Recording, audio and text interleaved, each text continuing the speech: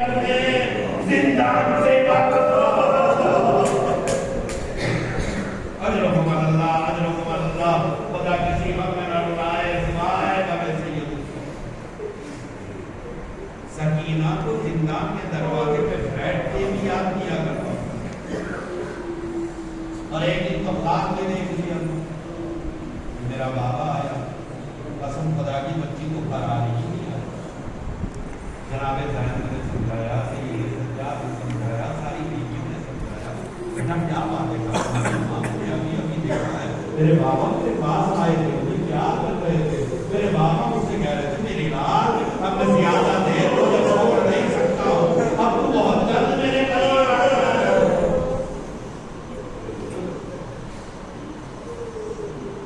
آخر بچی اتنا روئی کہ سرے امام حسین بچی کے سامنے لایا شنا بھائی نے بچوں سے کہوں گا آپ کے باپ کے جنازے کو جب دفنایا گیا تو قبرستان پورا بھرا ہوا تھا باہر تک لوگ کی نمازیں جمع تھے قسم خدا کی ہر ایک محبت سے آیا تھا جنازے میں شرکت کرنے کے لیے اتنا یہ بھی روایت ہے کہ جتنے لوگ جنازے میں ہوتے ہیں یہ علامت ہوگی کہ یہ جلدی بخشا جا رہا ہے عزیزو آپ کے باپ کے جنازے میں جو بھی آیا سب نے آپ کو گلے لگایا سب نے شانے پہ ہاتھ رکھا بھائی گھبرانا نہیں ہم باپ کی جگہ ہے ہم تمہارے بزرگ موجود ہیں آپ کو بھی تسلی آتی رہی مگر بھائی کربلا کے میدان میں سکینہ کو کوئی تسلی دینے والا نہیں ہے کوئی سمجھانے والا نہیں ہے بلکہ جو بھی آ رہا ہے یا تماچا یا کافر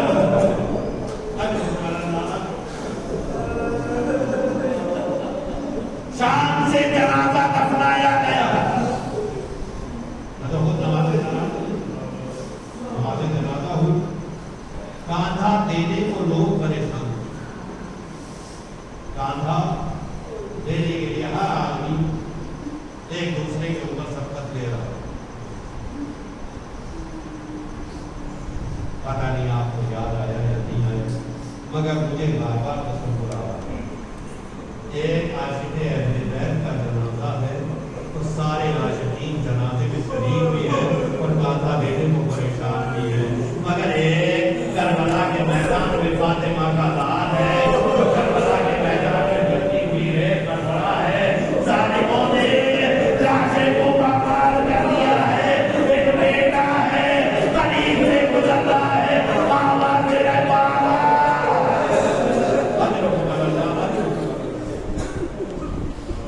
بس آخری نماز جنازہ ہو گئی جنازے کو دفن سب نے جانے بھی لیکن کبھی بھی تصور نہیں جب سید سجاد باپ کے جنازے کو چھوڑ کے کربلا سے نکل گئے تو سید سجاد کا حالت کیا ہو قسم خدا کی کھا کے کہہ رہا ہوں اگر میرے باپ کا انتقال ہو اور مجھے پولیس پکڑ کے لے جائے تو میں رات کو سو نہیں سکتا مجھے قرار نہیں آئی مجھے چین نہیں آئی سید سجاد کو قرار نہیں آ رہا چین نہیں آ رہا تھا آخر کئی دن گزر گئے ایک مرتبہ سید سجاد بااعجاز زندان شام سے نکلے کربلا کے میدان میں آئے آنے کے بعد شہداء کے لاشوں کو دفن کیا بس آخری جملہ ادا کرنا ہوں اور جب دفنا کے واپس آئے تو جناب زینب سید سجاد کو تلاش کر رہی تھی میرا بیٹا کہاں چلا گیا میرا ماجایا کہاں چلا گیا میرا لال کہاں چلا گیا آخر سید سجاد زندان میں داخل ہوئے جناب زینب گھبرا کے آگے بڑھی بیٹے کو گلینے سے لگایا اور لگانے کے بعد ایک جملہ کہا میرے لال کہاں گئے بس سید سجاد نے سب کو جھکا کے ایک جملہ کہا وہ بھی اماں بابا کا لاش کئی کربلا کے میدان میں کھڑا ہوا آج میں اپنے بابا کے لاشے کو دفنانے کے لیے گیا تھا زینب زمین پہ بیٹھ گئی اے میرے لال بیٹھ جا مجھے بتا میرا بھائی کیسے دفنایا گیا مجھے بتا میرے بھائی کو کیسے دفنایا گیا جناب سید سجاد کی زمین پہ بیٹھ گئے سارا واقعہ بیان کرنا شروع کیا بس آخری جملہ ادا کرنا چاہتا ہوں جناب زینب نے کہا पता मेरे भाई को कैसे दफनाया। फूफी अम्मा, जब मैं करबला के मैदान में गया, मैंने बनी असद के लोगों को बुलाया, सबने मेरी मदद की, हर एक का जनाजा दफना दिया। और जब सबके जनाजे दफना दिए गए, फूफी अम्मा सबसे आखिर में मेरे बाबा और मेरे चचा अब्बास का लाश आया। मैंने बनी असद के लोगों से कहा कि अब तुम लोग जाओ, मैं अपने बाबा के और अपने चचा के लाशे को अपने हाथों से दफन करूंगा।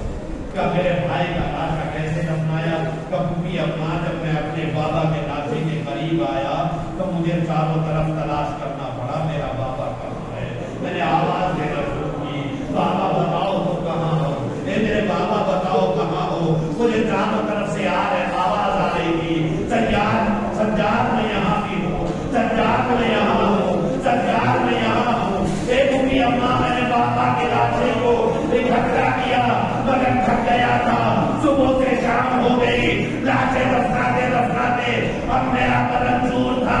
यकायक मैंने बाबा के लाशे को उठाया मगर मैं अकेला।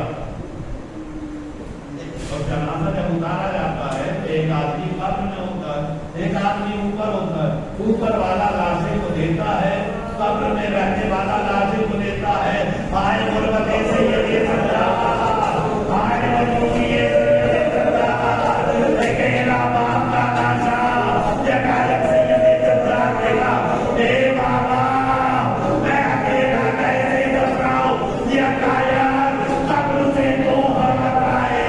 हे सैयदे सज्जाद, ला मेरी अमानत मेरे हवाले कर दे। फूफी अम्मा,